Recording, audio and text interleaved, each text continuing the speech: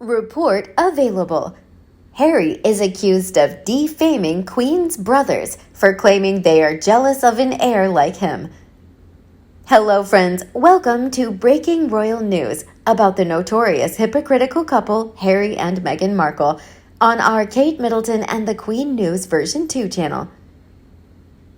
Harry compared the antagonism between himself and Prince William to that between his grandmother and great-aunt. Prince Harry said in his biography that he and his grandmother's sister were practically strangers, while describing his connection with his great-aunt Princess Margaret, who passed away precisely 21 years ago on February 9th. He acknowledged feeling as though he had missed out on a deep bond when he thought back on their distance. He compared them to being spares in the royal family, doomed to live in the shadow of their elder brother and sister, having difficult interactions with them, according to Harry. A royal author, however, disputes the prince's assertion that the late Queen Elizabeth II and her younger sister shared a special relationship. Harry linked the conflict he and his brother Prince William experienced to that between Elizabeth and Margaret in his book Spare. As I became older, it occasionally occurred to me that Aunt Margot and I ought to be friends. We shared a lot of things. 2 extras. Although it wasn't exactly the same. Her bond with Granny was like mine with Willie. Everything about the simmering conflict and the fierce competition, driven primarily by the elder sibling, seemed familiar. On a recent edition of the To Die For Daily podcast, historian Gareth Russell and author of Do Let's Have Another Drink, The Singular Wit and Double Measures of Queen Elizabeth, the Queen Mother chatted with royal analyst Kinsey Schofield.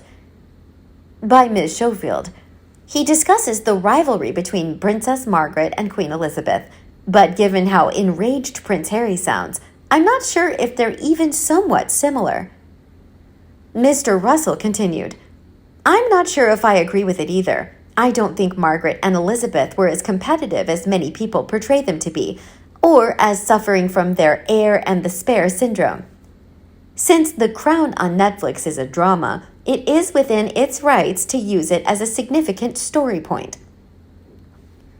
Over the course of the show's 5 seasons and counting, 3 incredibly talented actresses have portrayed Margaret. However, I firmly believe that Margaret would not have thought of herself in that way, and I believe that it has ingrained the notion that she was the sacrificed spare. The younger prince recounted numerous private interactions between him and William in his 416-page book, which was mainly influenced by Harry's sibling rivalry with his elder brother. The Duke of Sussex once recalled a contentious argument that supposedly culminated with the Duke of Cambridge pushing him to the ground. It has long been rumored that Harry and William are at odds, and the departure of Harry with his bride Meghan Markle in 2020 has only served to further the conversation. The conflict between the princes, according to Harry, has been simmering since boyhood and is primarily the result of the doomed heir and spare dynamic. Harry spoke extensively about the differences in how he and his brother were treated from a young age, even claiming that their childhood bedroom at Balmoral Castle was decorated to show where they were in the royal social hierarchy. The Duke said that the Scottish home had 50 bedrooms, one of which he and William had shared. He remembered. The bigger portion belonged to Willie and had a double bed, a sizable sink, a cabinet with mirrored doors, a lovely window overlooking the courtyard, the fountain, and the bronze statue of a roebuck deer. My side of the room was far less spacious and opulent. I never questioned why. I had no concerns. I didn't have to ask, though. Willie was the heir, and I was the spare. He was 2 years older than me. In other passages of the book, he described how his brother ignored him at school after telling him to act as though they didn't know one another. Additionally, he stated that Harry's military career possibilities, with the younger prince being allowed to go to the front lines, had William secretly dissatisfied. Since Margaret was the Queen's younger and sole sibling, she fit Harry's mold of a backup. According to some sources, the princess was uncomfortable about her place in the firm once her sister became a queen. When she found out that her parents will become the king and queen in 1936, she said, "I was Margaret of York once, but now I'm nothing. I never experienced second daughter syndrome, but I did object to always being referred to as the little sister." According to historian Anna Pasternak, Margaret was the Diana of her time in the late 1940s, much like Harry today, whose fame was once unmatched. But the princess's loneliness became apparent once her marriage to Anthony Armstrong Jones ended and her responsibilities to the crown were reduced. Last month, Ms. Pasternak stated in an article for The Telegraph, "She came to be viewed as the family's bad apple, a spoiled, unsatisfied lady who partied too much and drank too much to drown out her rage over being denied the right to marry Captain Peter Townsend. It's simple for the resentful spare to react and taint the purity of the monarchic ideal, much as Harry, who was incensed that his wife wasn't welcomed into the regal fold with greater warmth." The problem is most average families have figured out that jealousy is bound to occur between siblings, and parents have read up on parenting books and tried to counteract the potential of this happening in their children. Not so the royal family. There are traditional rules, and tradition warrants that the eldest son is everything, and the rest are nothing compared to him. The only compromise they've made so far is to put the eldest daughter at the same level. The lower birth orders are still stuck down there. So there Harry was, informed from very early childhood that William was special, and he, not so much.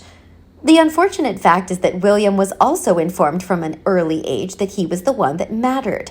So there they were. The Queen, the parents, the royal courtiers, the palace staff, all were aware that William was it, and Harry came a distant second.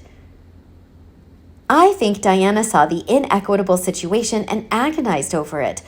I think she tried to comfort him by telling Harry that yes, William will be king, but he, Harry, can do anything he wants. He was free. In fact, Diana's chief protection officer recalls a time when Harry was 4, saying exactly the same thing to William. "You might be king, but I can be whatever I want."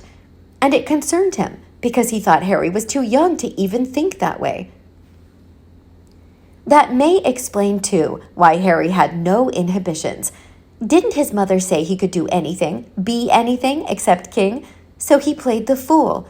Didn't think anything of it with anyone when he dressed up as a Nazi for costume party, although he did tell William, who didn't see anything wrong with it either. Yes, you can dress like the devil, but not a Nazi. It's telling that William felt guilty that he didn't warn Harry. Because of course it was William, and the staff would have warned him. But Harry had no checks and balances for him. After all, he was just the spare, no guardrails for him.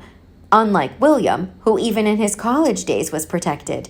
He would get so drunk, friends had to carry him home, after which his protection officers would confiscate all their phones so they can delete any pictures. Harry had none of that. I am sure when Harry explained the way the palace protocol was, it must have sounded daunting to Meghan. And I'm sure she had asked, "What if it didn't work out for me? What happens? Is there a way out?" William accepted that he was going to be king. I don't think he has reflected on Harry's situation much. Harry had always been the amiable little sidekick that he had taken for granted. Suddenly, the sidekick developed a spine and wanted his own life. That was a jolt for William, and he does not like it. But if you look at the recent spares, there's definitely an ongoing problem. Look at Andrew, at Margaret. I think the royal family should be proactive in figuring out how to raise them both so the heir and the spare thrive and regard each other with great affection and respect and kindness. What do you think of Harry's act of spreading jealousy among members of the royal family? Let us know your thoughts below in the comments section. We hope you found this video helpful. Don't forget to leave a like, share, and subscribe to the channel if you like it. Thank you for watching this newsletter. See you in the next videos. Goodbye.